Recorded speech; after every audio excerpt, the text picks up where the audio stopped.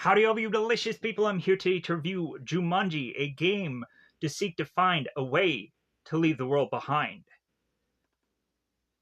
Wow, I was able to actually get that all in one shot. Hopefully that is to have actually been legit words because, man, hopefully I nailed that. Anyways, uh, Jumanji. This, of course, is to be a movie that is to be tied to a whole franchise of not only this, but then of course the Dwayne the Rock Johnson video game version of Jumanji.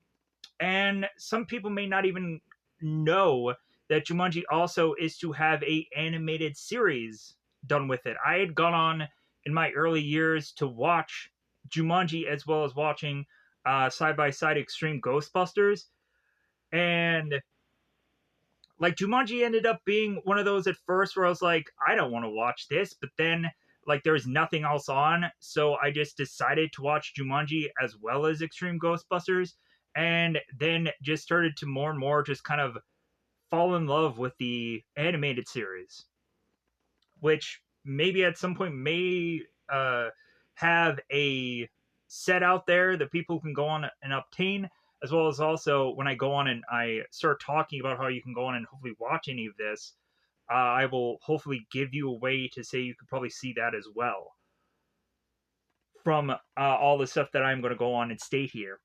So,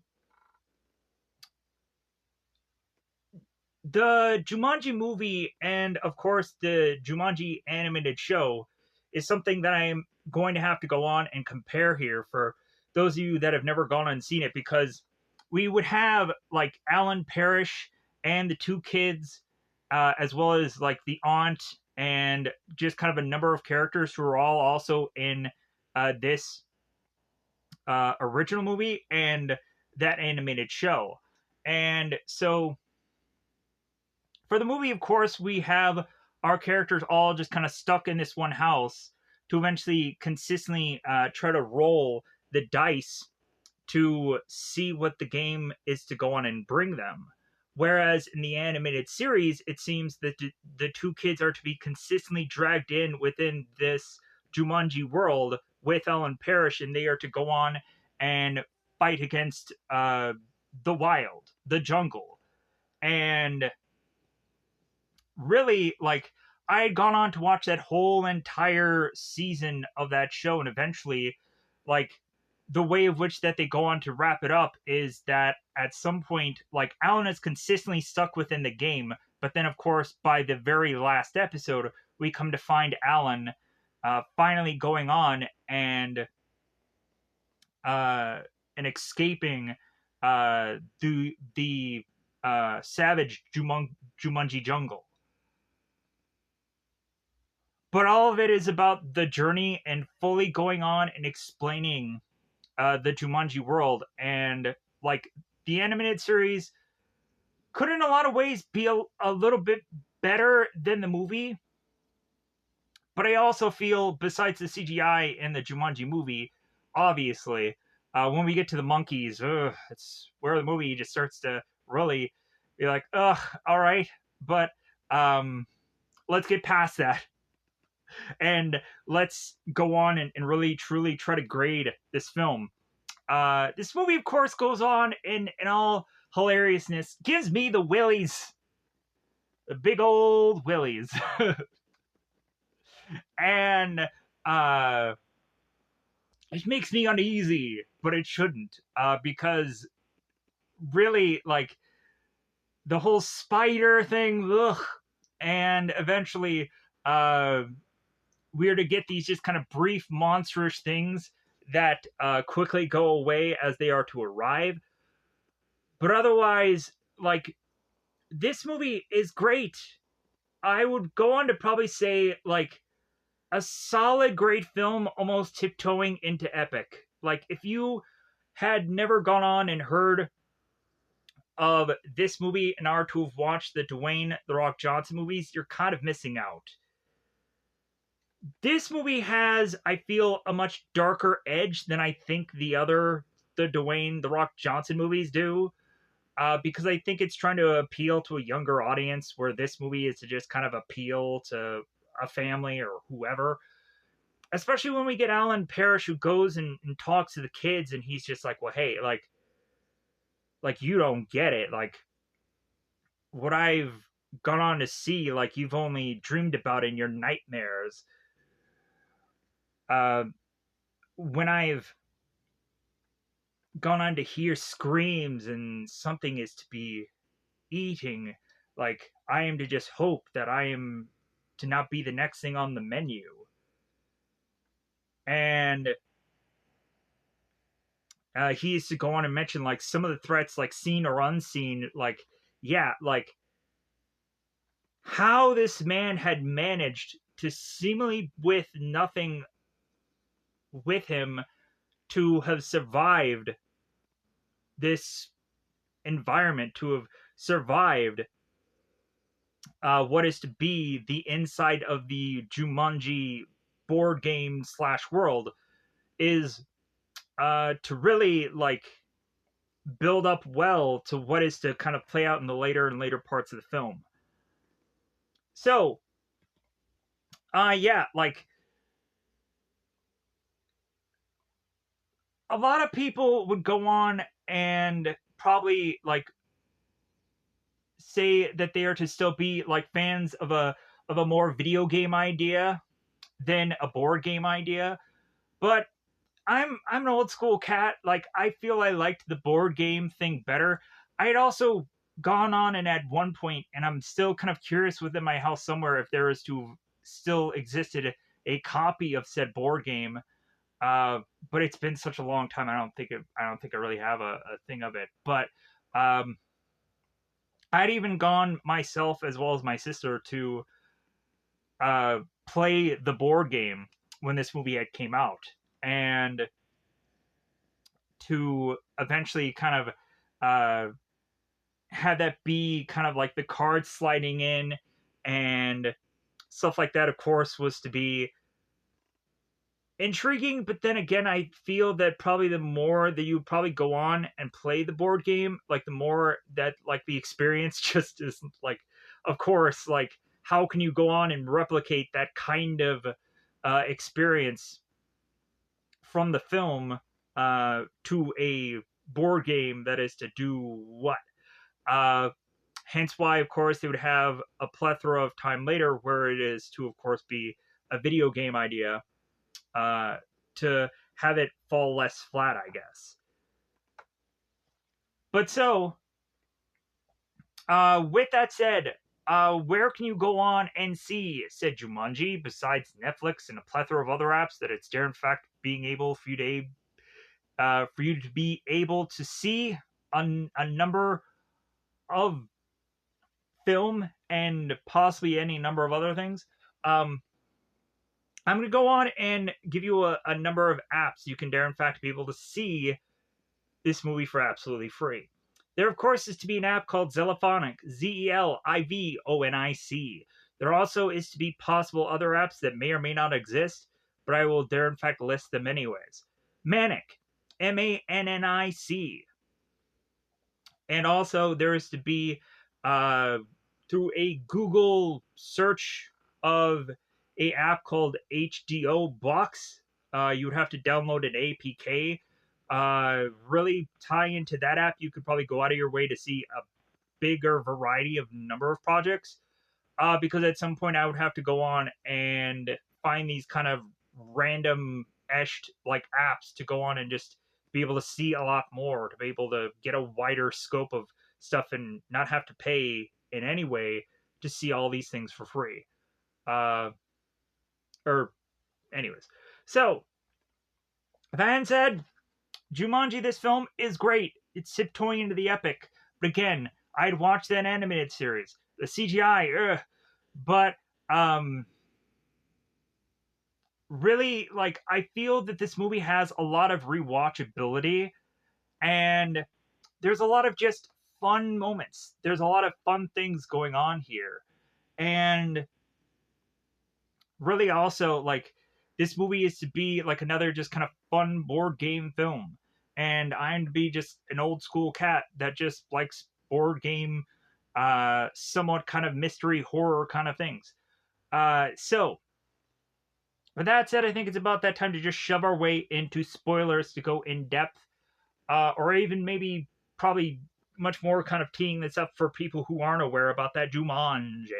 So, we would of course have Alan Parrish and a uh, a girl who I believe is Sarah is to be at the very beginning of this movie playing a board game because they are to, of course, hear the sweet beats of those drums and not be thinking that some neighbor next to them is having too much of a good time with a partner. And so we would have these two characters going on to this game, and Alan is to be quickly sucked with inside of it, to then have the girl be running out of the room for eventual spoiler reasons. So we would then fast track to 1995 to finally get some kind of broken Esh-like family to make their way into the Parrish household to then go on and hear the sweet beats of drum that it seems to be only like sneered by kids, it seems, the youth, because it seems that every single time there is to be just some kids randomly going on and finding this thing, and I don't get why that always is. Why is it always like young youthful people? I feel like you can kind of get any kind of range of people that are to go on and find a board game or find a movie or movie, find a board game or find a video game or whatever. But so we would of course have these two kids, one of them being Kirsten Dunst, who are to of course play the board game, think that there's some weird, bizarre microchips going on with this game. And slowly but surely, they are to start to see some threats that slowly disappear until there is to finally be Alan, who is to be seemingly resurrected back into this real Esh world. I say real Esh because eventually the way that this all plays out goes on to like state like, well, is that 1995 world real? Or like, man, like this is to be very much like a real interesting play out of things. But so Alan comes back into seemingly the real world to fight off these familiar threats. And by the end of it, like we have our characters really realizing that they need to finish this game, regardless of where they need to go and re-find Whittle and run against characters like Van Pelt and Stampedes and all of the chaos that is to be seemingly consuming our characters, or trying to consume our characters, by the further and further of this tale. So, that said, I think it's about that time to just go into the full-on spoilers, and I will, of course, through this one, have the poem notes, because I feel that I should do them the way that they're kind of intended, to say them out as they are to be wrote. And then also, I am to kind of have like mostly a cast list, but then again, I kind of have like something of like a guide of this film, but not exactly. A way to kind of figure out how to piece this mother out, because there's just a lot of things going on. So, with that said, I think it's about that time to just go into the usual spoiler time. Spoiler time. It's about that time again to spoil. Pause this video, get out of my cast list, and go into the full-on blow by blow of this movie. All right, let's begin. So, in the very beginning of this movie, we are to start out in 1869, where we have two kids who are to make their way to try and bury the Jumanji board game because it had gone on to ruin their lives. And so we would have these two kids, and one of them, as they are to have dug this massive hole to toss this board game in, is to have one of the kids, who's named Benjamin, slip and almost fall into the board game, trying to consume the kid deliciously for whatever goofy reason. As the kid is to be like, the game is trying to get me. It's writing from within, trying to just, the rhythm is going to get me.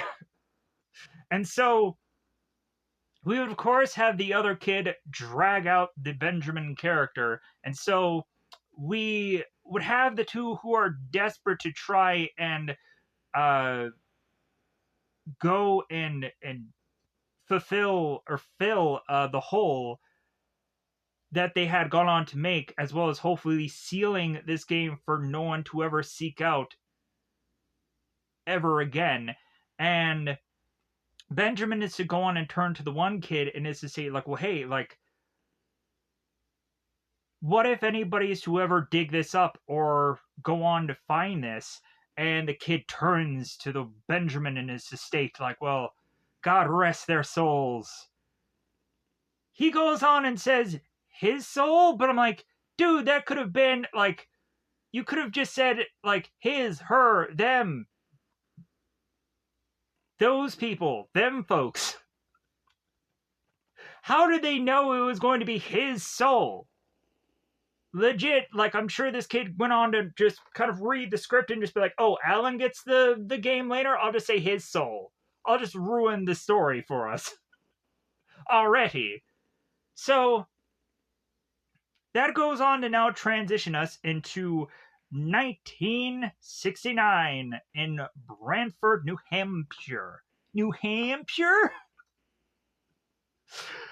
And so that, of course, have Alan, who is to, of course, be in the very early stages of this kind of bicycling his way through the town, spotting this statue that is to have said General Angus Parrish.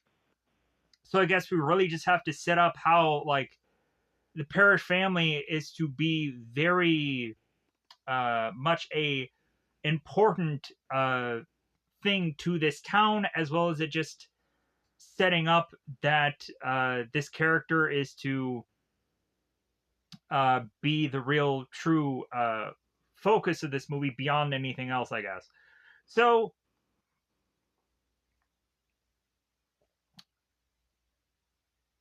Alan is to at some point be faced with a bully named Billy, and that bully is to go on and have a number of fellows alongside him. And so Alan is to, of course, be chased by said bully, and Alan is to go on and make his way to his father's Paris Shoes Company factory. So Alan goes on and is to make his way into meeting Bentley, or Carl, a man who is to, of course, have the nickname of Soul Man. And so kind of a very funny rib, because shoes and soul, it's a very good joke. So Alan goes on to meet up with Carl, and Carl is to present this seemingly very athletic shoe, almost possibly like a Nike or an Adidas, like very much a sneaker possibly of its time. And so Carl is to want to go on and say to Parrish here that he is to want to present this shoe to Alan's father, Sam Parrish. So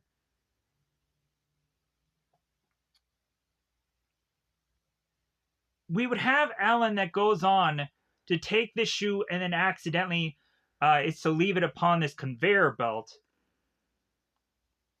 because, of course, he is to kind of be interrupted of the conversation with Carl by spotting his dad. His dad is to, of course, go on and state to Alan, it's like, well, hey, like, this place isn't a playground. Like, what are you doing here? And eventually, like, we would have Carl, uh, or we would have Sam just kind of pick up that, like, Alan is being bullied again. And we would spot within this window that there is to be the bullies that are to take Alan's car, or car. I was going to say cart, but then I messed that up. The bullies are outside taking apart supposedly Alan's bike as much as they can. And we would, of course, have Sam, who's like, well, like, come on, Alan, it's like, face your fears, like, be a man. Like, you're going to have to face him at some point. Like, it's never going to end. You're just going to continue to be bullied throughout the rest of your life if you just don't stand up to him. So, Alan, of course, is to walk off. And Sam, all of a sudden, is to realize one of his machines is to be malfunctioning, and is to open it up to realize that the shoe that the Soul Man had made is to be solely destroyed. Soullessly a shoe. And we would, of course, have Sam was like, who had gone on and done this? And we would have Carl, who is to really just be forced to take the rap for all this, as Carl and Sam had this kind of quick discussion, and Carl had been looking for the shoe, but then it went through this conveyor belt, which got chewed up. So by the time that we transition to now having Alan going back outside, he is to be met by these bullies, needing to go on and face the music, and getting some bloodied up face in the midst of it all. Heaven forbid somebody gets a bloody nose, because it might affect the rating of this film. Because you shouldn't show blood in a kid's movie, right? Or a movie that might go on and be a kid's movie. I'm not exactly sure whatever the rating was for this film, but moving on. So,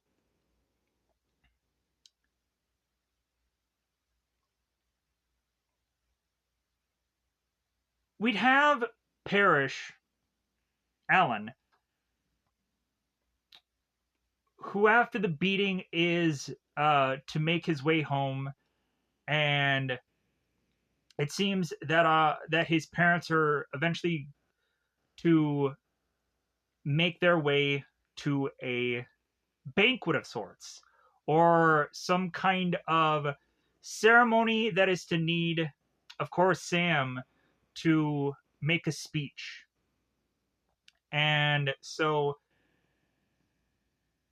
Sam is so much focused on his speech and not to, of course, be focused on the problems of his son, to then have Sam's wife now looking at Sam and stating, like, well, hey, like, Carol is to tell Sam, it's like, well, hey, like, you had, or Alan had gone on and told me, like, what had happened. So, hey, like, you kind of need to, like, kind of apologize to him.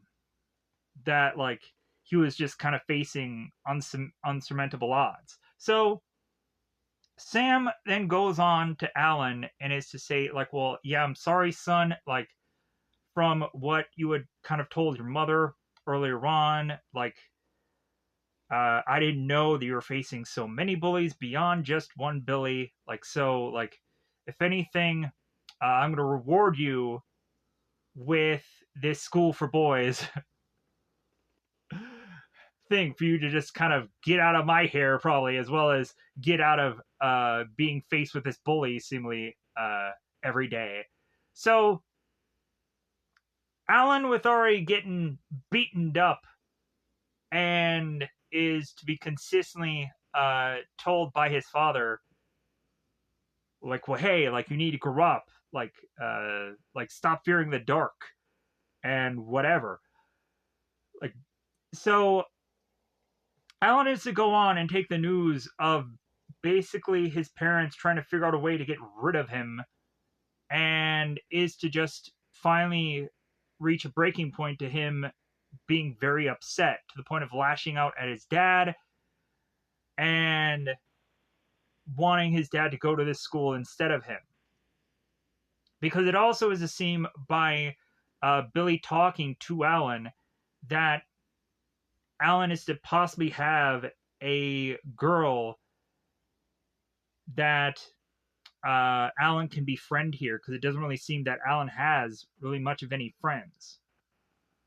But so there is to be a lashing out where Alan is to be very upset with his father, and we would of course have Alan who's saying like, well, I'm not going to talk to you ever again, and I'm never wanting to go to that school. And Sam is going on and stating like, well, we're going to bring you there next summer. And God, I love the way this actor talks. Man, just the delivery of this character talking is just like, he's just as adequate as just Morgan Freeman. Like, for him to go on and anytime he's to have a line here, it's magical. But there was also one spot where I feel that he was to kind of make his way out of this one part of this store in the later half of the film, where I think he's shouting the word "cut, cut, cut," and I was like, well, like, was that meant to be in there, or was that something he ad-libbed to just be like, hey man, I'm freaking hurt, like, cut right here, like, I don't want to go on and walk because I'm freaking injured, so cut it here. I'm not sure. Maybe he twisted his ankle trying to get out of that hole he was in. I don't know. But so,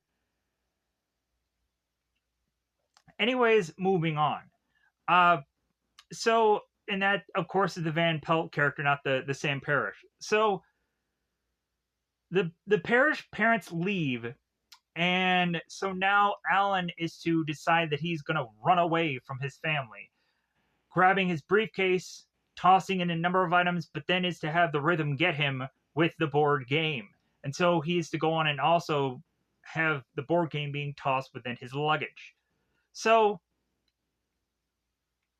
now I have to go on and go back and explain of how Alan, of course, is to get to the board game, but of course I will do that shortly. So Alan is to have his luggage and start to make his way outside of this home, to then realize as he is to open the door that we would of course have Sarah to appear at the doorway, kind of looking at Alan's wounds and going on and just kind of talking to Alan and being very apologetic and so on and so forth.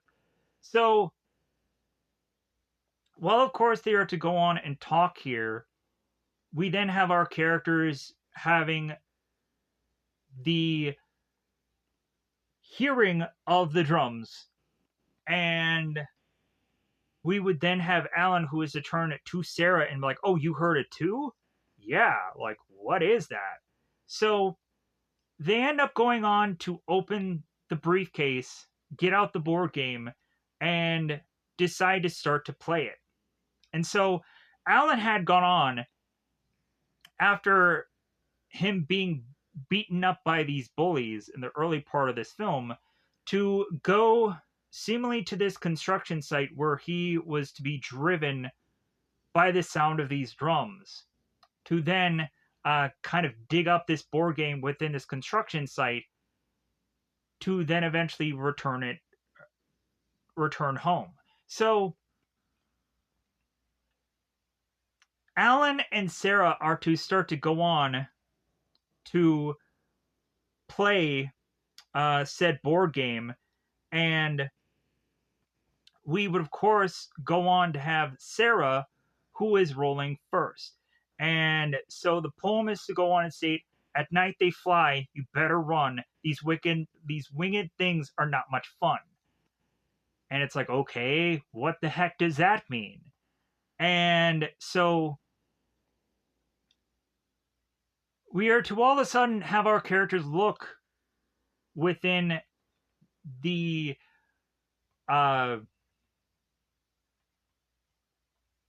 the chimney. I almost forgot what the word exactly was. And they're to start hearing certain squeaking sounds, making us assume that a certain Batman will be there at any moment. But not quite the Batman we would hope for, and not the one we need. So, probably leave a word out like bat in this scenario. So, they go on and they think nothing of it. They're like, like, I guess that was probably nothing, right?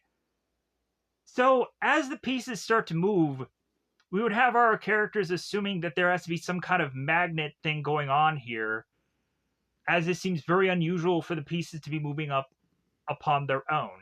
And so we would have Alan, who is to go on to a roll, "In the jungle you must wait till the dice read 5 or 8." And that, of course, forcibly has then Alan, who is to get sucked within the game as his hands are to seemingly kind of turn into this kind of toilet draining like thing to force him down into the game, which is to, of course, freak Sarah out, but because of all of the commotion, is to all of a sudden have her be seemingly surrounded with bats, to the point of her at some point, because of all of the numbers of bats seemingly being around her or behind her or close to being on top of her, Sarah is to have fallen because everybody trips in a quasi horror film. And we would then have one of the bats who were to look at Sarah and Sarah's to look at it and be like, yeah, it's like, ugh. Man, when I was to go on and see this movie for the very first time, like that whole scene, I was just like, okay, like, ugh. Like, I hated that, and I hated the spiders. Oh my god, were those just like horrible scenes. But then everything else is like, okay, like I can kind of get around everything else. But those two things were just like, ugh. When I was a kid, of course. Like when I'm watching it now, I can kind of just be okay with it. But again, freaking gross. So, we then would have Sarah, who's opening this door, running out like her life is to depend upon it because there is to be just a number of bats that are to be presented. So, cue 26 years later. This is to, of course, be now 1995 from, of course, what to have been prior 1969. So, we would have this realtor, Mrs. Thomas, who's opening her doors to this Broken Ash-like family of Aunt Nora, Judy, and Peter, who are to be coming into this shell of a home to kind of look at it and just be like, okay, hey, do you guys want to buy a piece of this and have it eventually probably ruin your lives? And so eventually we'd have Judy, who is talking to the realtor and is to at some point mention how her parents had gone on to pass. Judy is to start to rattle off that her parents had been these kind of adventurous folks and had died in a horrific way of like this ski adventure or some other goofy thing. And Nora is to actually state that the reason that they had gone on and died was a car accident. So, and also Judy had bizarrely stated that it seemed that her parents had left this like one last letter, which makes no sense. Like as if they had both kind of taken their lives. I don't know. It seemed kind of quasi bizarre to me. But so, I think by the end of the film they end up talking about this like ski endeavor, and both Alan and Sarah are like, no. Anyways, Nora is to go on and, of course, easily take upon the house, even though I'm like, man, this is a pretty massive house for Nora to really just take on, as well as having these two kids here. And, like, hopefully it doesn't come back to bite her. Literally or metaphorically. But so, we have our characters making our way through this house after, of course, the realtor is to leave. And Peter is to make his way to this kind of storage area, or this could possibly just be the attic. So Peter is to go on and make his way through this one room and is to spot seemingly this one bat, or is to just hear a sound of a frightening thing that is to be opening up its wings. So Peter, of course, is to be frightened by said bat, which leads him to go back to Aunt Nora, which then is to, of course, have Aunt Nora call an exterminator. The exterminator is to really just be like, well, like, I'm not spotting any guano, which is really just bat poop. If you had gone on to possibly see the sequel Ace Ventura movie, they talk all day long about guano, because really, like, bizarrely, that ends up being the whole key thing eventually to that movie for some bizarrish reason. I don't know why, but it's there. So we'd have our exterminator who's like, well, yeah, like, I don't see anything. Like, I don't really, like, I can't really do anything here. But we even had Nora, who is to open the door and to have heard some squeaking and just be like, okay, well, let me call the exterminator. And so he came. But yeah, nothing came out of all this. So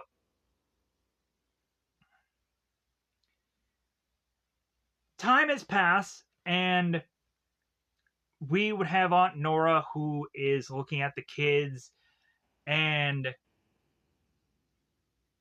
it's like, well, hey, like, should I kind of drop you guys off at the bus stop? Like, what did your parents do? Like what should I really do in this situation to kind of best help you guys out? Like, should I just take you to school myself? Like, what do you guys really want?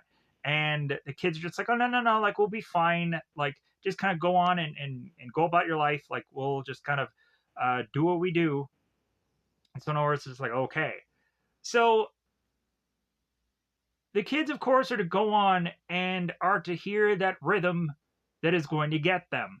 So they are to get to that rhythm because it's so appealing to them for some goofy reason. So, because they are to consistently hear it, and it's like, what the is that noise? So, and again, it's the same kind of thing where we would, of course, have Peter, who is turning to Judy. It's like, oh, you heard that too.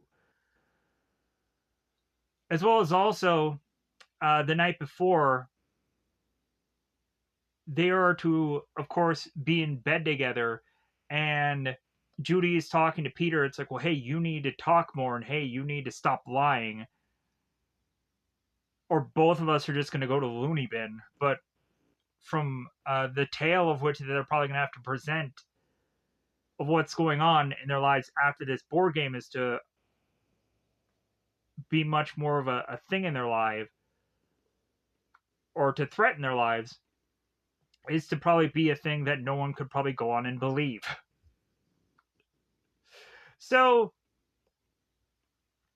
Judy and Peter are to make their way to find said board game, I believe within the same area that the bat was to have been.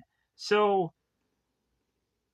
the two of them are to go on and start to open up this board game, and we would have Judy's character who is starting to read off seemingly the side rules that are presented into kind of like the door part of the game. And this is, of course, where Judy goes on to start to state like um, Jumanji is a game to find a way to leave your world behind. Very much escapism, like any other thing that eventually would lead to an escapism, like a video game or a movie or a show. So we would go on to have our characters, like Peter grabs the pieces, and the pieces end up kind of computer chippingly go into place, and they're to be like, well, I guess we should just start playing this, right? So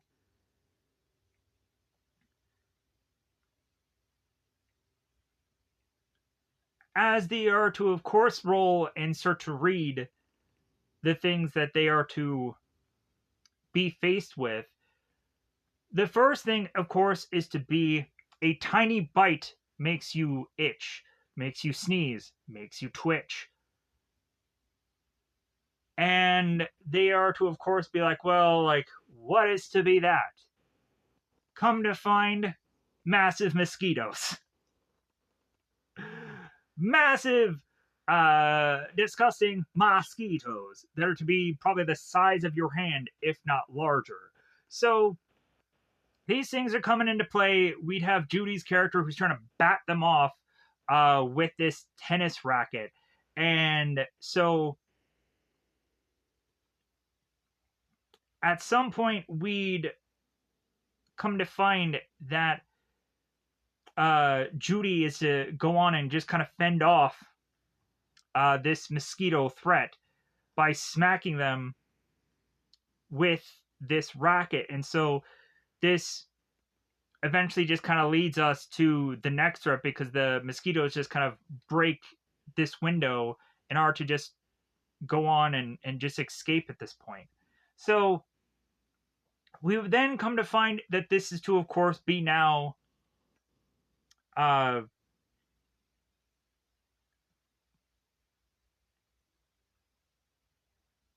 wait, was Peter's, this might have been Peter's turn, is the mosquitoes, and then the next one is to, I think, be Judy's, because of course the next one after that is to legit be Peter's after that, but we'll get to that. So it is kind of weird though that they didn't question right away the other pieces, and also that like the game didn't stop earlier, but it just kind of conveniently stops for story purposes.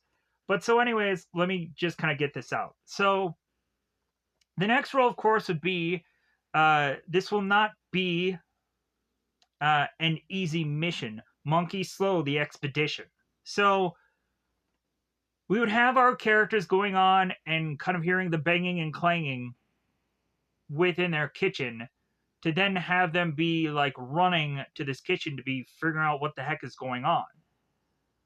All of these monkeys are all of a sudden smashing and crashing, poorly CGI'd, through this entire kitchen. I can't say that enough. Oh my god, the CGI is pretty bad here. Man, just... oh! But these monkeys, I guess, are kind of just funny enough.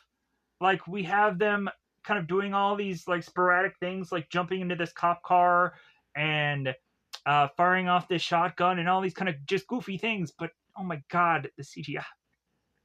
Just the CGI. Why? So at some point, both the kids would retract back to the attic, to then just have these monkeys at some point figure out a way to get out of the house, and they are to be all leaving the home as they are to kind of witness this said thing. And like, okay, like, well, hey, like, we've kind of dodged that, like, that problem.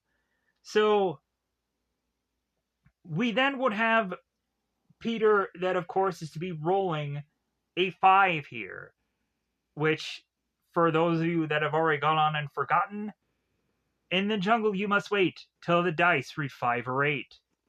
We're getting a 5 here, so somebody is to be seemingly Johnny 5 coming back alive here. So,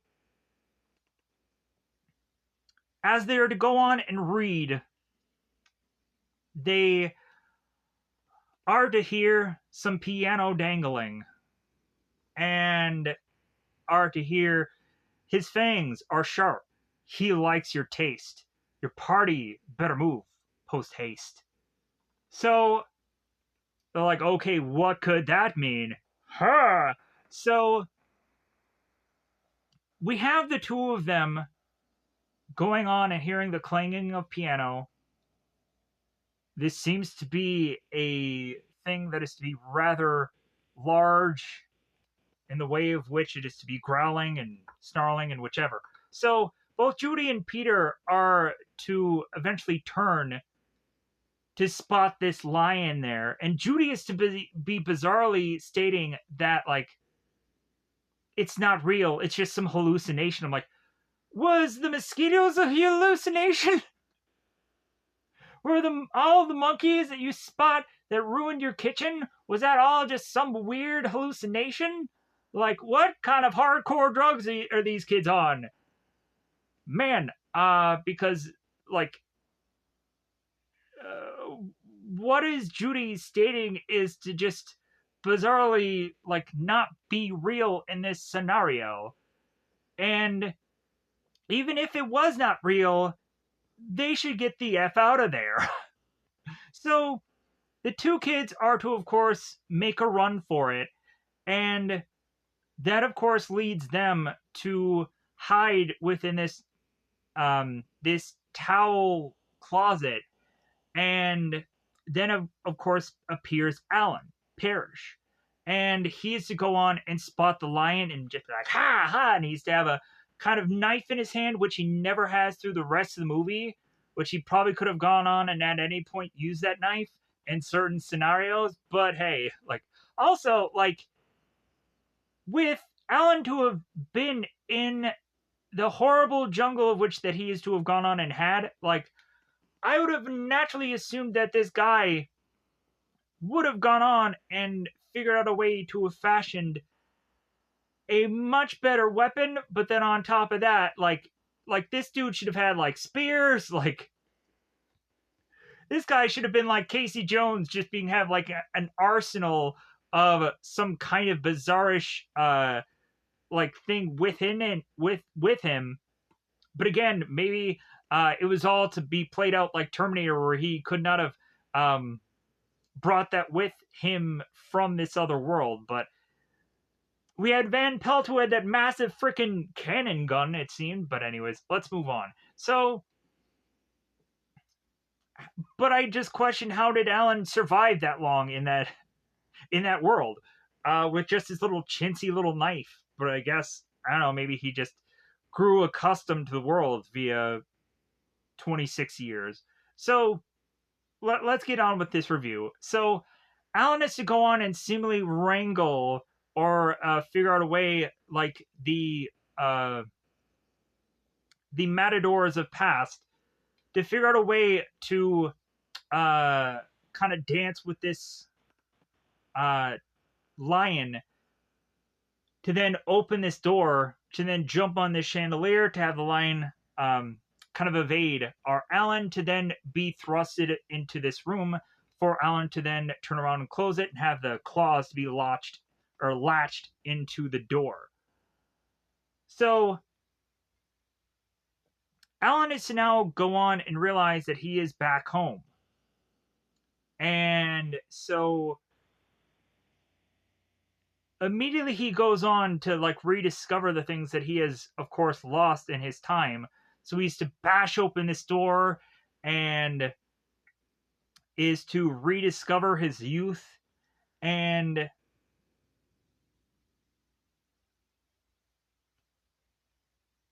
we'd have Alan, who the kids are to seemingly make their way to his room to just be like, okay, like, what is he doing? And also, Alan is to, like, to have quickly forgotten about them and is to be more focused on, I'm back, I'm home. But so Alan has he's to go on and kind of look at pictures of his family and is to, like, remember his bike that has been so much more now uh, dusted and webbed up from supposedly time passing. So Alan goes on to eventually ask to either one of the kids, like, well, hey, who rolled a 5 or 8? And Judy is to turn to Peter and just like, oh, hey, yeah, he did it. And so Alan is like, ah! And so, like, all of a sudden that frightens the kids. They run. Alan grabs Peter, hugs him, and is to thank him. And it's like, oh, I'm sorry, I scared you. Like, you would think that Alan would have probably to have had stayed to have been forced to have stayed alive in Jumanji for so long. You would have thought that that character would have completely lost his humanity, or you would think that this guy would not be nearly as nice as who he actually is to be. But yeah, like, I guess you just can't break the also, like, innocence of Alan's character from, like, from uh still years of being in Jumanji. So we would have Alan, who's to realize, like, oh my god, like maybe my parents are still here, maybe they're still alive. And so he starts thrusting his way through this entire home to realize that no one is there besides these 2 kids. And so Alan's like, well, hey, like, where's mom, where's dad, is dad still at the factory? And the kids are like, yeah, like, this house has been abandoned for years, like, we've just now owned this house. And so Alan is trying to figure out and put the pieces together of, like, well, like what happened to my parents then? Where are they? So Alan makes his way out of this house to be quickly stopped uh, by this policeman. And Alan is to jump on top of this man's hood. Uh, Bentley is to be the policeman inside this cop car and be like, hey man, like, get off the top, get off my hood. And we would start having this exchange between both Alan and both Carl. Alan is to start to look at Carl and be like, hey, like, I know this guy, like, he looks very familiar. And then he realizes this is to have been the guy that he had gotten fired years ago. And so the exchange of which that they start to have, and Carl is to start to talk to the kids and realize, like, well, yeah, like he just got home, like he, like, is he crazy? So all of a sudden, while Alan is looking on at the cop car, realizing that there's monkeys to have entered inside of it and are to start to take control of it, shotgun fire blast upon the roof of the car. The car is to be rolled away. Bentley is to try to be chasing after it. So that now leaves Alan to just be like, well, hey, I gotta find my dad's company again. I need to go back to see maybe if he's there, or figure out if this company still exists in some form or fashion. So Alan goes to the only place that he knows left of his real family, and that is to, of course, be the pair of shoes company. So Alan makes his way to this facility to find that there seems to be one person still in this place, and he runs to it thinking that it's possibly his father. When in all actuality, it's just some bum. That in IMDb, they just call him Bum. Just keep saying the word bum, it sounds fun. So, Alan goes on to talk to said bum, and it's just like, well, hey, like, whatever happened to this company? Like, whatever happened to my parents? And so the bum is to go on to say to Tucker, well, one, here's some clothes, you can catch your death out there. But then also, the bum is to set up to us what had happened to Alan's parents by the fact that Sam had just been so crushed by losing his son that really, like, he had no motivation in his life to go back to the company, which eventually, like, just kind of done himself in. And that moment really goes on to, like, fire off into Alan. She's like, wow, like, my dad really did care. Like, my dad really did love me.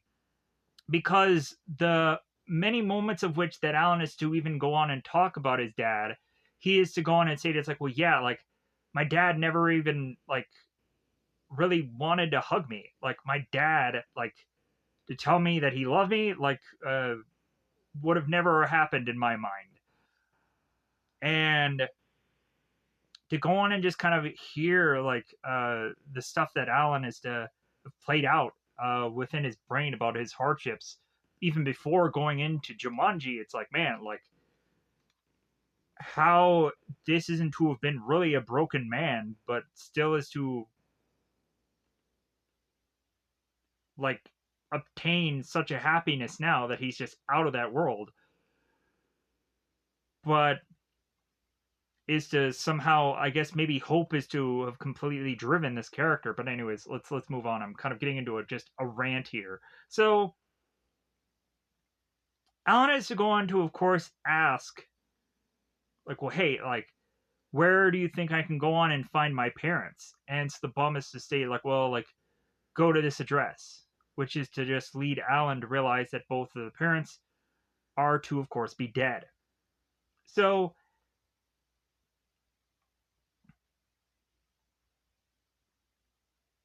Alan is to go on, see the graves of his parents, and that is to, of course, have Judy and Peter follow him to then say it's like, well, yeah, like, we have a connection between one another because we had also lost our parents as well. And Judy is to start to ramble off the lies again, and Peter is to hit her and just like, no, like, tell him the truth. Like, he deserves it. So Alan is to go on and walk away from Judy and Peter as really there to want to go on and say to Alan, it's like, well, hey, like, we really need to go on and play this game. And Alan's like, no. Like, there's no way. So we would have these three characters making their way on to this road that is to all of a sudden have this car that is to careen and hit this ambulance. And come to find out, the person within this vehicle is to have been Mrs. Thomas. The ambulance people are to carry this woman out and just realize that she had gotten bitten by those massive mosquitoes. And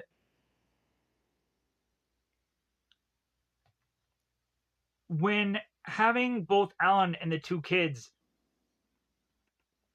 looking at this woman, it's like, well, hey, like, we know her, but, like, how is it that she has gone on and like, had this accident occur? But then Alan is to turn to the two kids and, like, okay, like, what had happened before the lion and me? Like, what had come out of the game to possibly, like, cause this unusual event? And so they're like, well, like, the monkeys and this and that, and the lion, and then all of a sudden we'd have this massive mosquito smack into this car. And Alan is like, oh, okay, I know exactly what this is. And so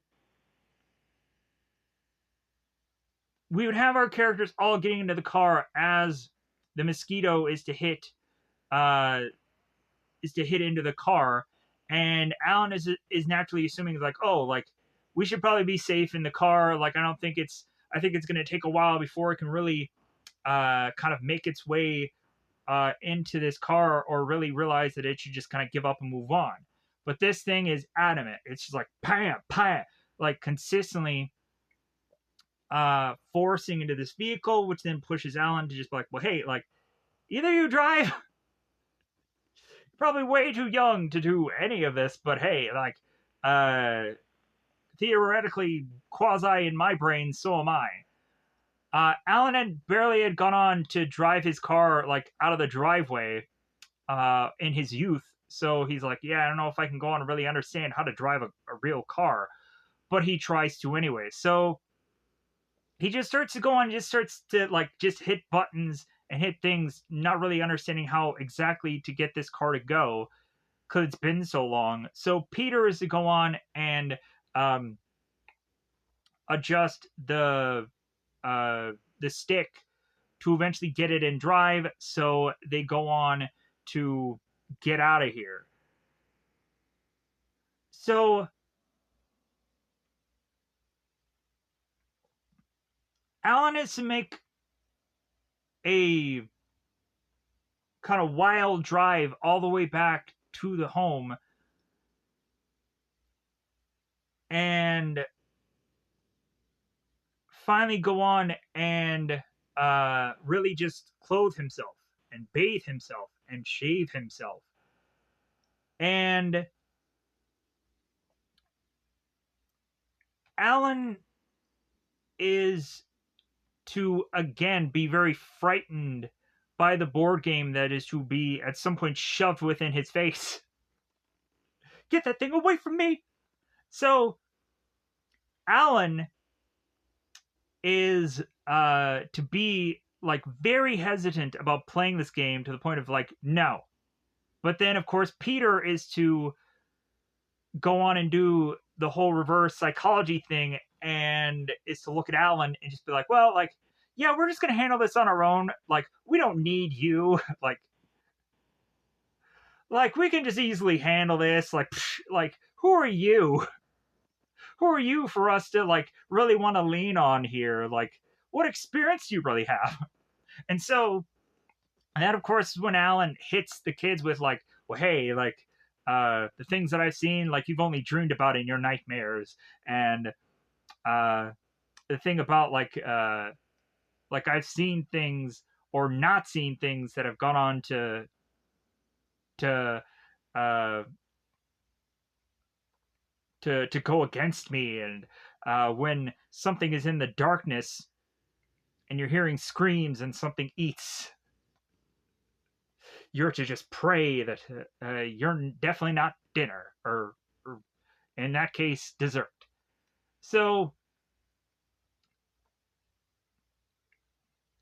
Alan is set up again very well about what is to eventually come out of this game, more so than just these little tiny little trinket creature character things.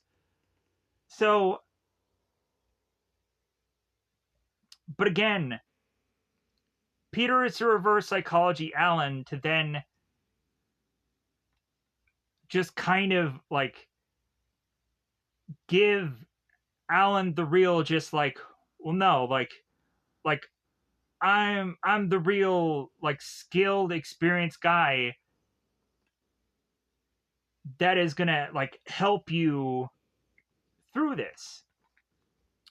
And also, like, we would eventually get like Dax Shepard in this Thura movie that kind of is to be that same kind of bufferish character as well. So like, it seems that very much like Jumanji and Zathura are kind of one and the same with what it kind of does. But then Zathura kind of does a different approach eventually towards the end of the film than this probably does, but it's fairly similar in a lot of ways. So Alan goes on to like have our characters being kind of put in this room, and we would start to have Judy who's to grab onto the dice and start tossing, but then realizing that, okay, why is the game not working? And so Alan, the further and further he used to like investigate this board, is to start to see four pieces. And he used to be like, oh crap. Like, we have to go on and figure out a way to recreate the game that I had started 26 years ago by having all four of the players that had gone to at one point played this game and not had gone on to finish it. What if any of these other characters had died during that time?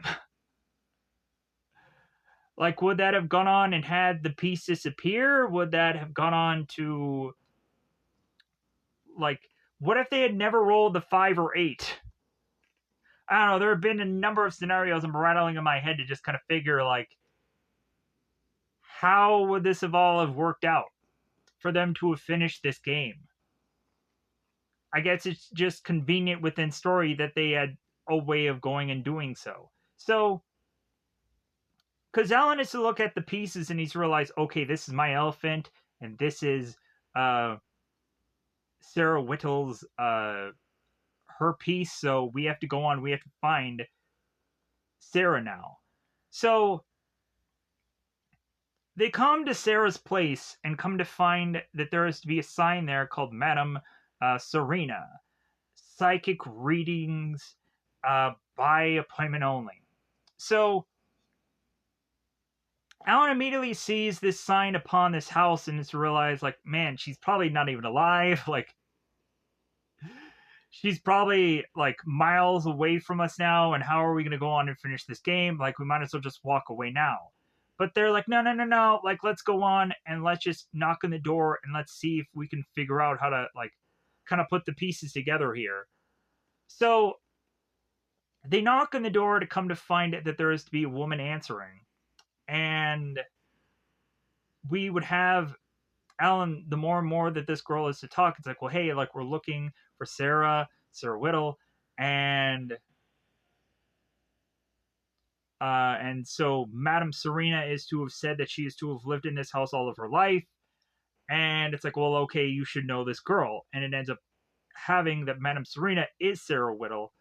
So Alan, of course, is to like talk to Madame Serena and realize that she is Sarah, and it's like, well, hey, like, I'm here because you had gone on and 26 years ago played a board game with a kid, and so, like, I'm here to tell you that I am that kid, and you need to come with me to finish this game. So Sarah is going on and is to be easily persuaded to go back into this game, even though she is to have had a hefty amount of trauma from this, is to have been called a crazy person for a long stretch of her 26 years of life. And so bizarrely, she made psychic readings out of it, so it can't be that bad. Hey, either way. So we'd have Sarah who's calling her therapist and is like, well, hey, like, you know those episodes that I was talking about? Man, I'm having a doozy today. You know the guy that I thought was dead? Yeah, he's right in front of me now. I'm talking to him. Like, please help me. So Sarah, of course, is very much wooing and waning about going further into this game. And Alan is to, like, slowly but surely, I feel like, being very nice at first to Sarah about, like, well, yeah, like, I can probably understand that, like, your world was turned upside down after the disappearance of me and the questions that were to have followed, because quite often they had gone on to state that supposedly the real, or the other story that a lot of people were to have gone on and said was that Sam Parrish had gone on to chop up his son in a bunch of pieces and kind of put him in the attic somewhere or whatever. Instead of Sarah going on and stating that he just disappeared within a board game. So Sarah is to be very hesitant upon wanting to roll the dice of this game. And so Alan is to finally just be like, well, hey, like, I had my freaking 26 years of life being consistently, like, ruined as well. But okay, like, Sarah, like I had been in a jungle, hunted every day, and but hey, like, you just were very sad. So Alan had to finally go on and tell Sarah, it's like, well, hey, just hand me over the dice. You can go home. It's fine. And so Sarah's like, okay, great. And so she gives the dice. She drops it, and Alan moves her hand, and dice rolls, and they can continue the game. It's like, whew! Yeah, like, Alan is just outthink this girl in the moment. And we would have Sarah, it's like, well, why did you do that to me? It's like, well, hey, like, that's the rules of the jungle there, baby. So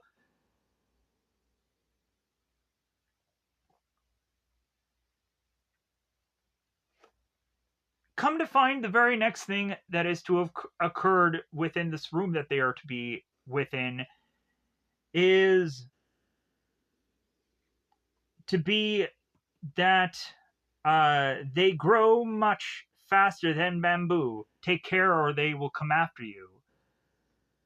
Is to be these vegetation slash purple flowers slash pods. And like, this part, when I originally saw it in the movie, is like, oh my god, like, this is to not only remind me of like, feed me, Seymour, feed me, in a very much a lot of ways, but then also like, this whole scene when I saw it originally in the movie was like, oh my god, this is terrifying. So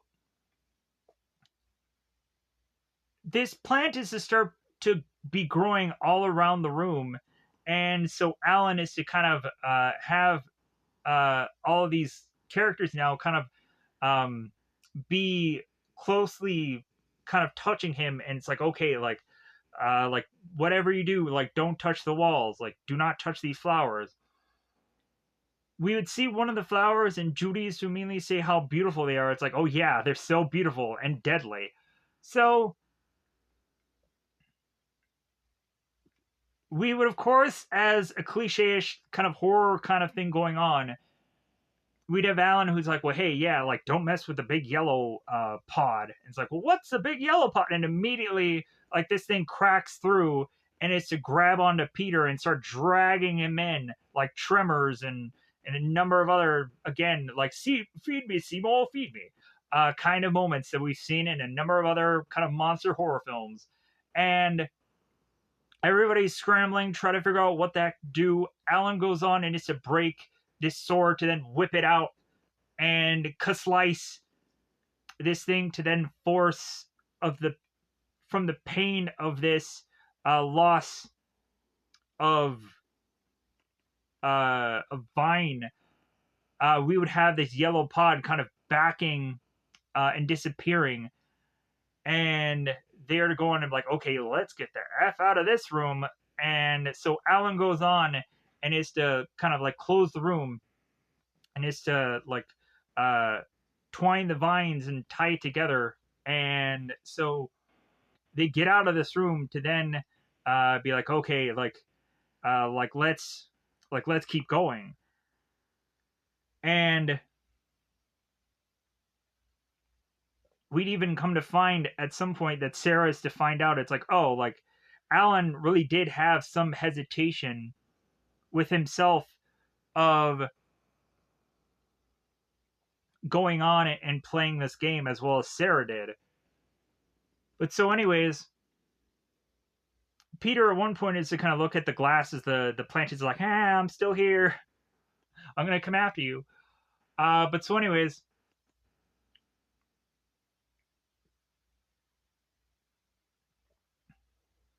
uh, transition. So we'd have Bentley, and he is to make his way back to his car at some point. So, uh, eventually, of course, he's probably get any number of horrific calls and whatever. But again, he has to be so much more focused into going back to the parish home to then again talk to Alan because there's something just suspicious about him that he can't shake. So, really, I don't remember exactly what all goes on with the Bentley character, but I do remember there being a cop scene here. Yeah, not all these are going to be perfectly pieced together so easily. But anyways, from my brain noggin.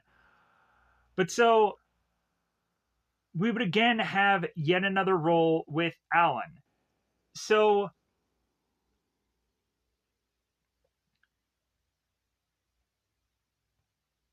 I think there is also like when they had the vegetarian thing or the plant thing going on, we also had like Judy who was going for the role, and while the two, both Alan and Sarah were bickering, like she was just like, "Well, I'm gonna roll now. I'm gonna go."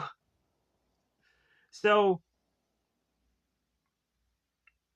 I think that's how this turns out. Maybe that's the stampede thing. I don't know, but we'll get to that eventually. So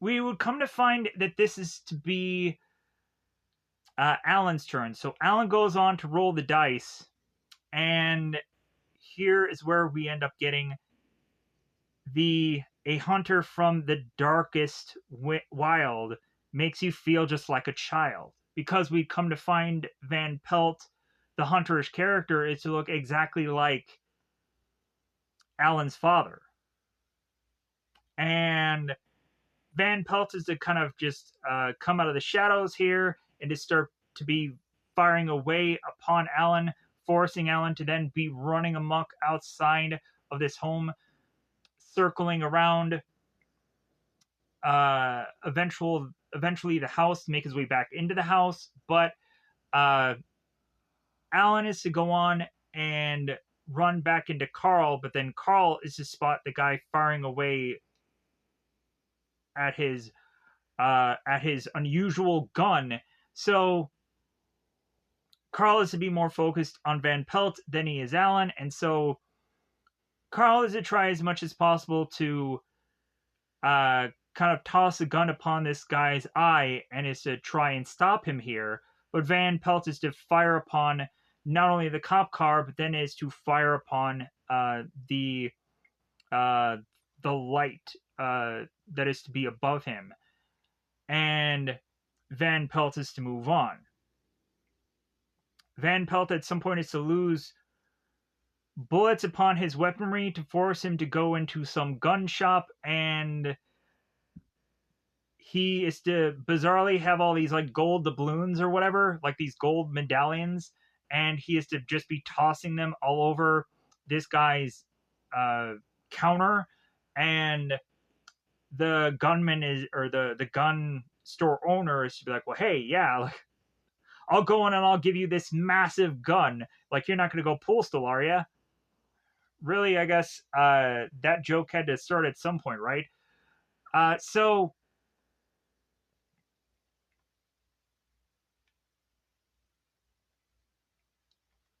Alan is to make his way back to the home, and that is to, of course, start the. Yeah, I think this is where this starts the bickering between both Alan and Sarah, where it starts off about like, well, hey, like why is that guy going after you? Like, why couldn't you have kind of both kind of sit down and talk this out and kind of reasoned with him? And Alan is to be like, well, yeah, I don't know why, like, he's after me, like, as if he's wanting to collect me as some uh, kind of trophy or whatever. But like, this guy just like just wants to kill and nothing else. So I assume this is where Judy is to take it upon herself to just roll the dice here, which then leads us to, of course, the stampede, which of course is uh don't be fooled, it isn't thunder. Staying put would be a blunder. And really, we're just to kind of hear the rumblings, and we're not really sure at all what this actually is. But it also is to just kind of seem weird that even Alan is to kind of quickly come to the conclusion of what this could really be. And he's like, well, it's a stampede. So they're all to try as much as possible to take the board game and start to run off to the opposite end of this home, as we would come to find this stampede of rhinos, elephants, assortment of other bizarrish animals, like eventually a stork. I don't know why he's within the stampede, but he is.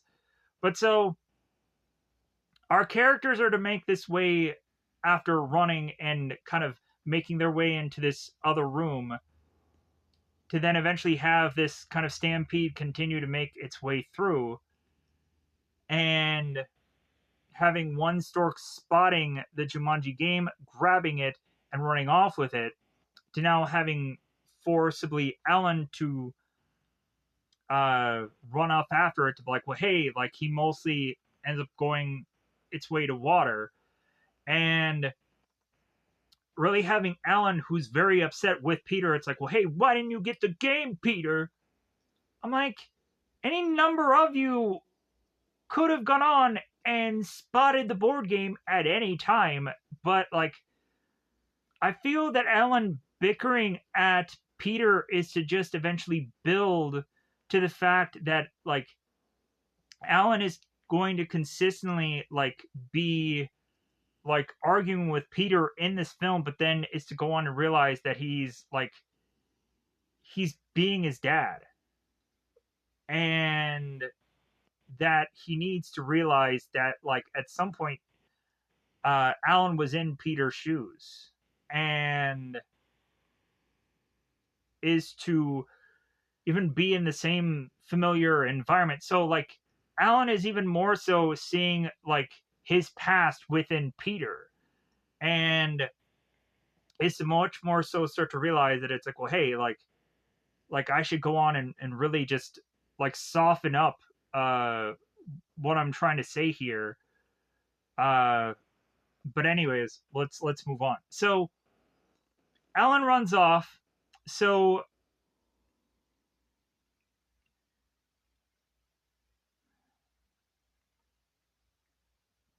I've already said about the Van Pelt stuff, so I can kind of transition from that. So Sarah and the two kids make their way to figuring out where Alan had run off to. So Alan is now, of course, with this stork at this water spot to then try and get the board game from him, but of course the stork is just nah. So Alan then is to realize like, well, hey, I see this fish. I'm gonna toss this fish up, have the stork get distracted, and he fortunately is to toss the board game, and is to now have Alan try and grasp for it, but he can't. The current is to go on and take the board game, to then have Peter uh, run off, to then figure out a way that he can kind of grab onto this tree to then grasp this board game himself. Having Alan as well as the other girls being like, oh wow, but then Alan is to just try and hold back his happiness and try to just be like, oh, well, yeah, I should still be mad at him. So we would have the group start to make their way uh, back here to have a point where, again, while they're to kind of trudge their way back, the group is to be stopped by Carl again, to then have Carl really be looking at Alan and just be like, you know what, I think, like, I really want to go on and I really want to arrest you now. Like, there's just something about you that I just can't put my finger on. That I just like I think you're the whole center of all this. So I'm gonna go on and I'm just gonna arrest you. So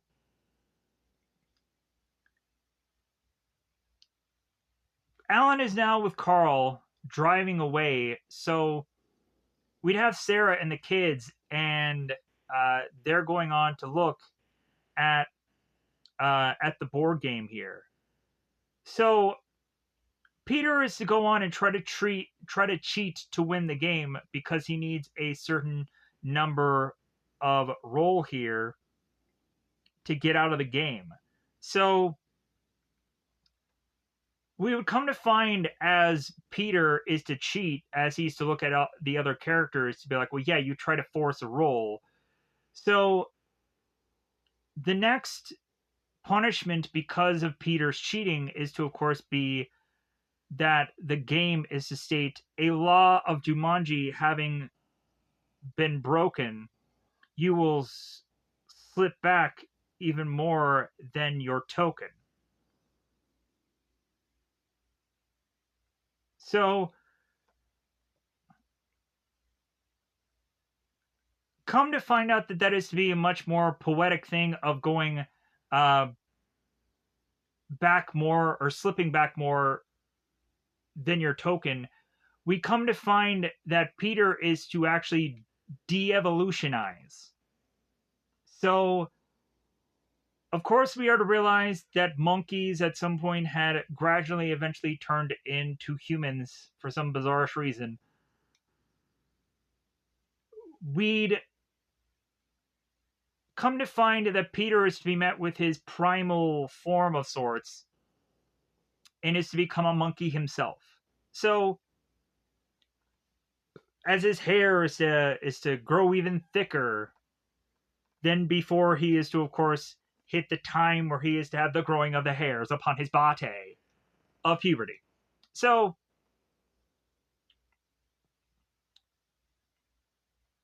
after that moment, of course, we then would have Sarah and the two kids making their way through the town, going on to then possibly think it's like, well, hey, yeah, like we should probably figure out a way to bail out Alan and this and that. So they're starting to make their way through the town with this board game to then have Van Pelt there to like try to steal the board game away from them. But then Peter is to, of course, go on and steal back the board game, run off with it. But then the stampede is to be coming within this town while chaos and looting and all kinds of a number of things are to be going on here. And so Peter is now be kind of hiding within this vehicle to then have this stampede go by and crash right into the car consistently, to where now Peter is kind of just stuck into this car. Van Pelt ends up taking the board game away from him, and he is to, at some point, run off to Sir Save-A-Lot. So, Alan and Carl at this point are to finally have this heart-to-heart talk. So, Alan is driving with Carl in this cop car, and so Alan is to finally go on and try and apologize to Carl, because knowing full well he had lost his job via that whole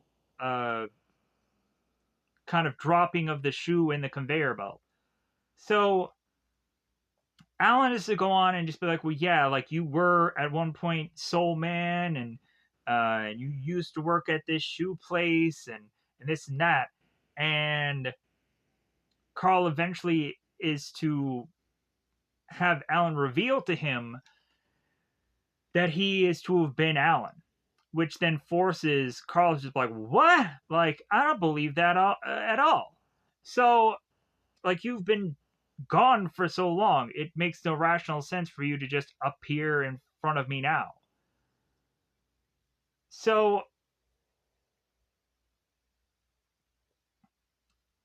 Alan, one way or another, is to eventually try and doing a good job of convincing Carl that he needs to be uncuffed here because there is a situation that has emerged that he is completely unaware of. And Carl, it seems, is so weirdly easily persuaded by Alan to just be like, well, yeah, I guess I should just uncuff you now, right? Like, I don't think there's anything to really hold you on. And also, this movie just needs to just continue to just carry on here. But the switcheroo is to go on and happen while Carl is to be distracted. Alan is to try and cuff Carl to this door of the car. But then all of a sudden, as Alan is to hear over the radio that there is a thing going on at the Sir Save-A-Lot store, Alan is to realize, well, yeah, I need to go into this car that that Bentley is also in, and we need to drive away to make it to this store, which is to bizarrely have our characters driving very awkwardly there, and also having some bizarre motorcycle cop car or cop motorcycle that is have monkeys on it and just kind of create for a very weird obscure scene here. So Sarah making her way to the Sir Saves-A-Lot, as well as the kids, they go on and they need to figure out how to get the board game away from Van Pelt. So they're coming up with these very much quick schemes that are to be nearby to figure out how to distract this character by zapping him with a with one of those kind of little gadgets that are to read off barcodes and like the price check things. But then are also to figure out a way to like put all these kind of weird concoctions of boat and oxygen tank pieces together to then ram into Van Pelt to get them away from the rest of this group here. Because we would have Sarah, who's to find the board game, and Van Pelt is to just kind of pounce on her and just be like, aha, like, you know what, if I get you, then Alan will come swiftly after to save you. And that then forces the kids to just kind of lash out at Van Pelt, and then here's where we get the kind of the chase which occurs. So after Van Pelt is to have gotten pelted himself with this boat, he is to then kind of walk out of this situation again, I think yelling cut bizarrely. So Alan is with Bentley at this car making their way to Sir Save-A-Lot, and they at some point realize that the brakes are no longer working on this car. So there's also like brake fluid that's just leaking here. So Alan goes on to try and press the brake, but nothing's happening. So Alan's like, what do I do? What's the brakes? What am I not hitting here? So they thrust their way into the store, bashing through a number of aisles to where the domino effect of aisles are starting to thrustly happen here, forcing to then have Van Pelt be, again, seemingly smushed with a number of paint cans upon one of the paint can aisles. So that then gets Alan to then reunite with Sarah and the kids to realize, like, okay, we again just need to get the heck out of here. Bentley at some point is to go on and get assortment of items to try and keep his car from going. But man, at this point, like, his car is just on the last bit of legs here. So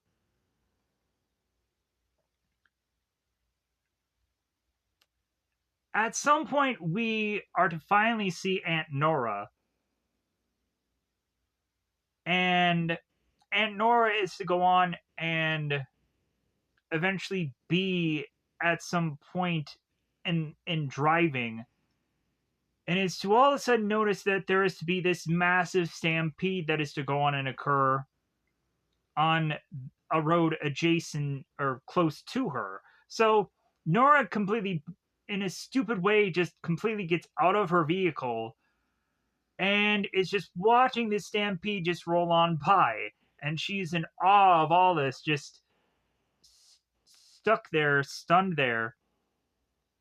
And then is to then just get back into her car to end up getting attacked by some monkey, which forces her, I believe, out of her vehicle. So Alan and the rest of the group are to try to make it again back to the house, back to their home base. So Alan goes on and is talking to Peter about manning up and facing your fears and all that kind of rigmarole. So Alan goes on and is to start to see that Peter is crying. So Alan's like, oh my god, ugh, like, what am I doing? Like, I'm trying to be my dad, and my dad's dead. Like, all that nonsense is gone. Like, I really need to go on and look at Peter and just being like, this was me at some point. So Alan goes on to look at Peter and it's like, you know what, I'm sorry about all that nonsense. Like, I thought, like, being in a jungle for 26 years was going to drill this out of me, but, like, I just became my father regardless. So Alan goes on to then look at Peter and he's crying and, like, hugs him and it's like, well, yeah, like, I kind of figured that, like, we'd hug it out and be done with all this. But Peter is like, well, no, like, I have something just really, really going on right now. Like, and so Alan's like, oh, and so we have to have Peter, who's kind of whispering into Alan's ear. It's like, okay, like, I get it. Like, you're getting a little tail action. So Alan goes on, rips Peter's pants, to then have the tail protrude and swinging their way back to their home. So we have Carl Bentley, who again is to be making his way and is to at some point be, I think, calling his dispatcher, which I think at this point the dispatcher is to have been either killed or whichever by these monkeys. Don't exactly know. But so Carl all of a sudden is to be met by Aunt Nora. And Aunt Nora is to be desperately pleading to, like, hope that this guy could pick her up. But then eventually, while they're talking, we would all of a sudden see a vicious vine making its way through Carl's peripheral here. And he's like, ah, la, la, la, la. So he gets out of the car and is to realize that all of a sudden this big, massive vine is to bend this car in half, take it, and at this point now we would have Carl, who's like, take it, take the car. You've taken everything else from me. What's going on in this world? Kind of thing, kind of situation here. So Carl and Nora, like, we got to get back to that house. Like, there's just something there's just something all tied into this that like we have to figure out what it is. So Alan and group make their way back to the home, and that of course leads us to then have them roll the dice yet again to then get to the next horrific, watery scene of sorts. So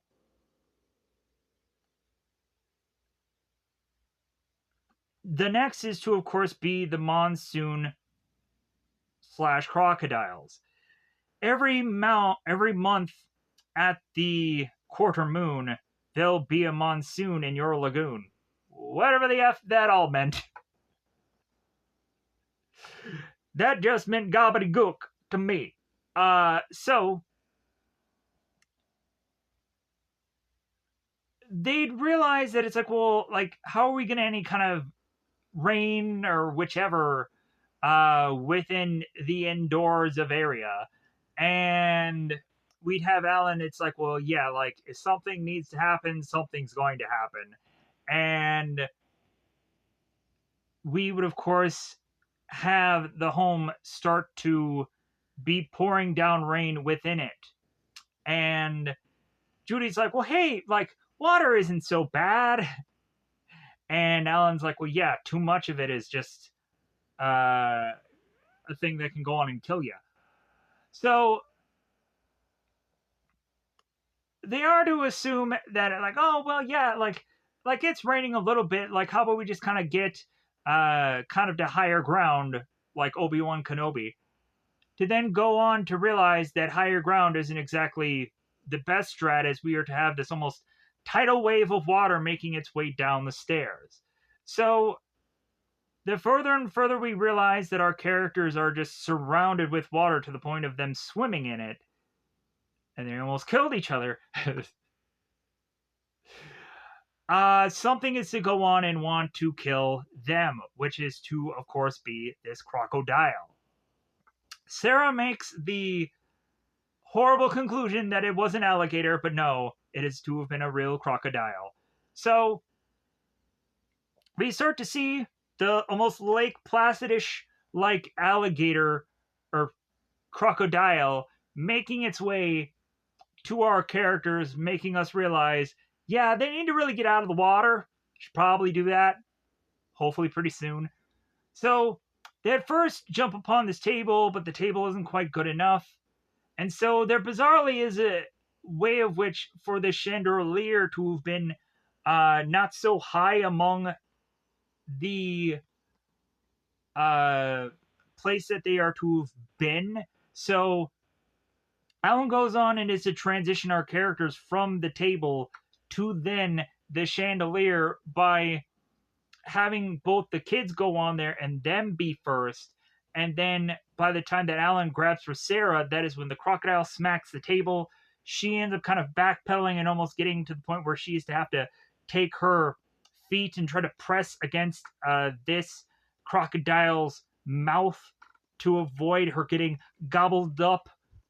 So Alan is to then at first try and save Peter, who had fallen off the chandelier, but then realizes that Sarah is also in chaos as well. So then Alan jumps into the water, wrestles this crocodile, and I'm just like, oh my god, like with how massive this crocodile is, enormous in my brain noggin, I'm like, how is it that Alan is just going to figure out a way to take this mother down?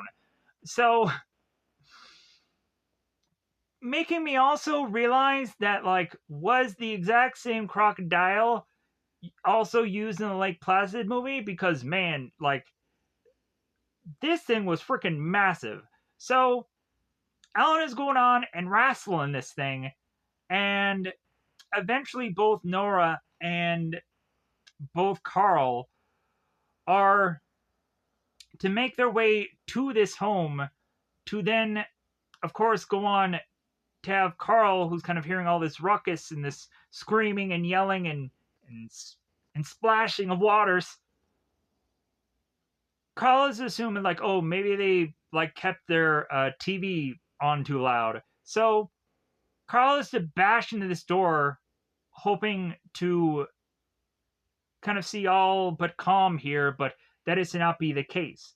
Carl tries to bash open the door to just have this door start to buckle, start to break, and is to smash both Nora and Bentley and force them into this wave of water, but then to force them on top of almost surfing onto the doors that had slammed into them. Having them note while they're surfing their way through these waters, they're to see a crocodile nearby and like, ah la la! Again, with the way of which that Carl just loves to scream in this movie, David Alan Grier. So, we'd have Alan, who is just trying to swim as much as possible to avoid the clutches of this crocodile eating him. And so we're having Alan desperately grabbing for any number of the people who are to be on the chandelier. And he luckily is to be able to have the kids to grab onto. And so eventually the water is to, at some point, evaporate, disappear, vamoose. So this forces our characters again to make our way to this attic to then continue on playing because they're kind of running out of rooms in this large homed environment. So they would of course go on to have Alan go on and need to roll again. So this gets us to quicksand. Beware of the ground on which you stand. The floor is quicker than the sand. Yeah. Alan goes on to realize that, yeah, I'm gonna die. As he is to slowly but surely slip into this quicksand. And we would have our characters going on and giving him things that continue to come apart, to the point of him just being very annoyed by the fact that he's getting trombones and he's getting these certain like racks and whatever that are kind of just coming into pieces, and he's just like, ah! Like, give me something that doesn't fall apart. So Sarah is to realize that she is to kind of see this kind of very much stretched out piece that she can go on and try and grab on to Alan to try and figure out a way to kind of lift him out of his environment. But her arms are to get further and further into the quicksand as well. So it's like, well, hey, like maybe we can go on and roll out of this. So that then has them roll yet again to have them undo the quicksand with there is a lesson you will learn. Sometimes you must go back a turn. So everything is to rotate back to the way it was, which is to now have this quicksand turn back into this wooden like environment, but we still see that Alan is protruding his head and eventually his legs from the floor.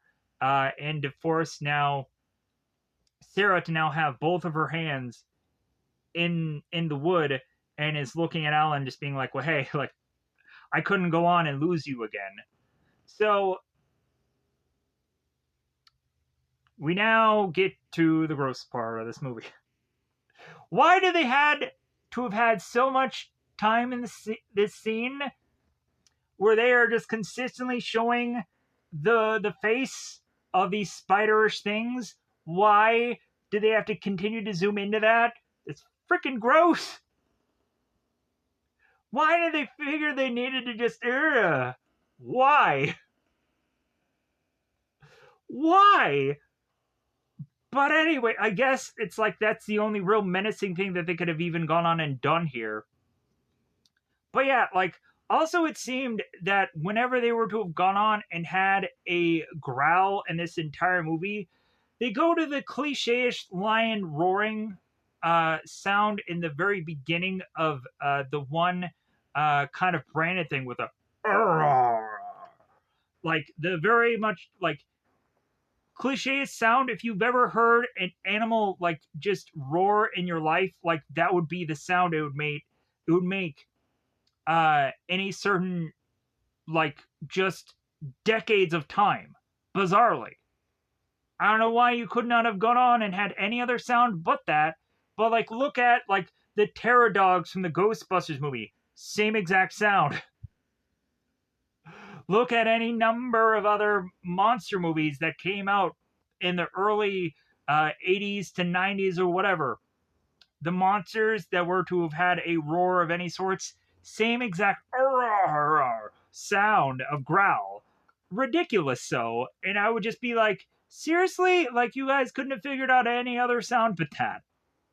My biggest pet peeve was to have believed that, like, these people could not have gone on and had any bazillions of other animal sounds to have adjusted from in our lives besides that one roar.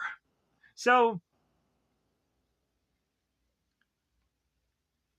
the next thing we have up is they are to have Sarah, who is to have to roll the dice within the dice going in her mouth and spitting them out because she can't go on and use her arms. So, so Alan comes to the conclusion, yeah, just put the dice in your mouth and so Sarah goes on and does so.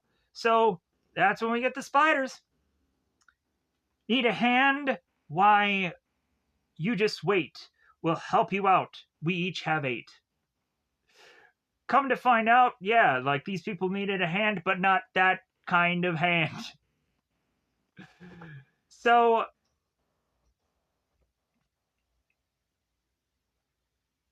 and I'm also kind of getting very confused here if exactly it was Sarah who was to roll the dice here. But anyways, it is what it is. So, we would, of course, have these spiders that run amok upon this attic. And we would have Alan, who is now looking at Peter. It's like, well, hey, like, my father had an axe in the shed. Run for it and get that. So, like, this could be, like, the only real weapon against these spiders. So, Judy desperately trying to figure out a way to just kind of get these spiders away from these characters here. And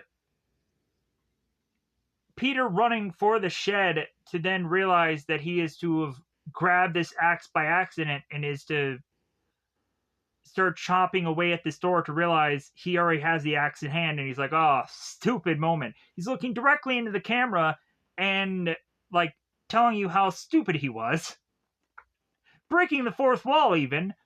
So Peter rushes back into the house as to grab this axe to try his best as he can to just start swinging here. And like, it's very lopsided swings, but then also it's like, hey, you don't really want to go on and actually like destroy these spiders because they're probably actually puppets or robots or whatever, and so you don't want to actually get that on camera at any point. So, and plus also, like, we might need these spiders for a redo of any scene or shot or whatever. So it's kind of like a lot of these spiders are just kind of dodging things here. So the next thing that, of course, is to be arisen here is to, of course, be the floor. Not exactly arisen, but to start to break and crackle and separate. So the next thing that is to have arisen here is to really be a earthquake of sorts. You're almost there with much at stake. Now the ground begins to quake. What could that be? So that leads our house to legitimately just go on and break in half. And Alan is to now like be trying to want to save more so the game than himself. But we, of course, have Sarah who's like, no, I won't let you fall. So Alan eventually, because of how heavy he is and how much Sarah just can't hold on forever, at some point she is to let go of Alan. Alan is to Tarzaningly just start to swing from parts of house to house, and is to like launch his way into the lion, which he's to kind of be away from. Also, while Peter had gone on to uh, get the axe, make his way back into the house, we have Nora who's looking at the horrific nature of her home that has been gone through the ringer, and is to even go through her own room to realize that there is to be a lion waiting within there. So we'd have Nora at this point just going on to be like, well, fuck this. So the moment that Nora is to go on and re-meet up with Peter, who is now a monkey, she is to just be so horrified and frightened by Peter, who is talking now, that all faculties have lost within her. And she, of course, is to backpedal into this room to then have Peter shut the door and lock it, leaving her within there. So, again, having us naturally assume it's like, well, didn't that earthquake, like, what happened with Nora by the end of all that? But anyways, we have to just assume that she's Oakley Dokley. So,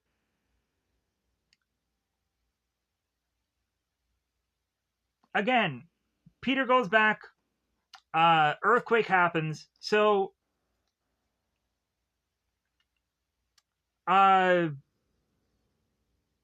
we would again have our characters who are to have gone on to lose the board game. And so Alan, who is to have been lucky enough to find the board game back again, and is to go into this room and is to start to roll the die, realizing that he is to only have a few little bits of a roll left to then finish this game, is to be met by Van Pelt. And Van Pelt, who is to have been covered seemingly head to toe with paint, is to again be threatening Alan, like, well, hey, like, you're not a man. like, are you finally going to like stand against me, Alan? Kind of thing. So Alan, of course, is to finally oh my god, I've been talking for almost 2 hours, and I think this movie was only an hour and 44 minutes. Fuck. Uh well, I'm not gonna go on and do this again to try to make it shorter. So that time is gone and past. So I knew this was probably going to happen too, because this is going to take forever to talk about. So Alan goes on, rolls the dice, steps up against Van Pelt, and we would, of course, have Van Pelt, who has this massive gun. It's like, well, any last words? Alan has to go on and state the word Jumanji, which then sucks back all of the threats. And just realizing this now, like, this movie is to come off very much like the Goosebumps films. Weirdly enough, I just realized that. Funny enough, I didn't realize that until hours later. So, all of all of the animals, all of the monstrous things, all of Van Pelt, every little nook and cranny of said game is to be sucked back into this board game. And we would, of course, have both Alan met by Sarah, and they're just kind of hugging it out as this earthquake of madness is to be happening. And that all of a sudden leaves our two Alan and Sarah, who had also completely gone back to the time period of which that they were to have been young and youthful and whichever, within 1969. So all of a sudden, Alan is to be thinking about both Peter and Judy, and Sarah is to go on and just be like, well, no, like they're fine, like they're back in whatever is to have been their original existence, and we're back in our time, and because we've just beaten this game, so we're getting another second chance at life again. But also, they're to have all of the knowledge of what is to have happened within their futures, bizarrely. So to go back and redo it all over again. So Alan all of a sudden is to hear his father, uh, that has only been gone for seemingly minutes because he had forgotten his speech. So Alan is to rush and run to his father to then grasp onto him and hug him and just being like, well, yeah, like, I've missed you, father. And Sam is like, well, I've only been gone for a couple of minutes. And Alan is like, well, yeah, but it seems like years. And so, like, Alan has to apologize to his dad about all the things that he said. And Sam is to just be like, well, like, we don't have to have you go to this school. Like, it's okay. Like, you can kind of do whatever you want. And also, like, look at the lady that you're with, Alan. Like, I guess we're gonna finally have that man-to-man talk. And Alan is like, no, like, how about father to son? And Sam is like, all right then, all right, son. So really, like, this really nice tender moment between these two characters that I feel really needed to be had here. And so Sam ends up going off, like, realizing like, my son might have a little woman that is to have come a calling. All right, like, out of all the times that I've kind of maybe guided him, maybe he's finally going on and like getting a little manhood uh, eventually. And then also that talk like really boosted like the two of them up. So both Alan and Sarah are to go to this bridge to tie a number of like weighted things to this board game and to finally seek a way of uh, leaving this board game behind. And so Alan goes on and tosses this thing into the water, hoping that no one is going to ever go on and rediscover this thing. And so Sarah is to eventually look at Alan and realize, like, well, hey, like, since I'm kind of losing my adulthood for every minute that passes here, like, how about I go on and I just kiss you here? Because we had so many kind of close moments before, but now, like, let's cement here that we are going to end up an item.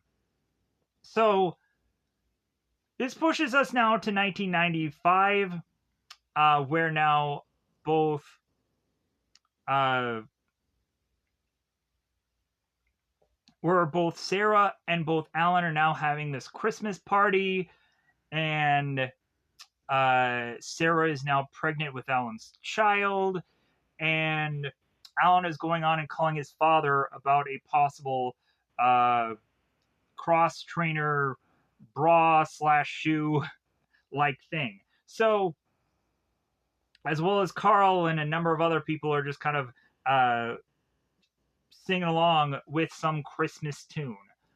So, oh, we also had Alan confess to his dad that he was the one to have put that shoe in the uh,